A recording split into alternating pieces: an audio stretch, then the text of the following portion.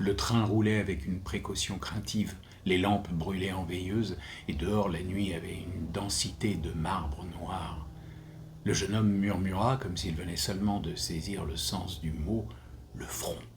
Collant son visage aux vitres, il tenta, sans y parvenir, de percer l'ombre dont la mante immense couvrait les tranchées proches et des milliers d'hommes en alerte. Un coup sourd lui sembla retentir dans la poitrine.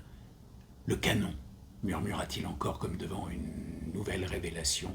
Tendu, il écouta pour ne point perdre une rumeur, une haleine de ces terres inconnues. Un pénible sentiment le dédoublait. Il avait quitté Paris depuis quelques heures à peine. Il croyait voir encore le visage de ses parents, presser le bras de son ami. Il avait encore dans les yeux l'étalage bariolé d'un kiosque à journaux devant lequel à la gare il s'était arrêté. Et en même temps, il se sentait déjà arrivé au lieu où l'on mourait. Par la même fenêtre où s'était encadrée la claire figure de Denise, il apercevait le front ténébreux et secret. Lentement, tendrement presque, le train avançait comme s'il devinait que l'être humain devenait désormais très fragile. Dans ce bercement, ce silence, parfois martelé par un tonnerre lointain, l'ivresse qui, depuis le départ, avait étourdi le jeune homme, s'évaporait.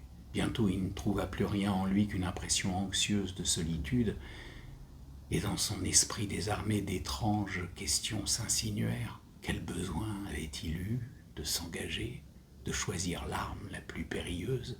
Il revit nettement un appareil en flammes qui s'était abattu près du terrain d'école et songea qu'un jour sa chair pourrait grésiller de même. Que ce train était odieux de rouler si lentement. Il semblait porter des cercueils.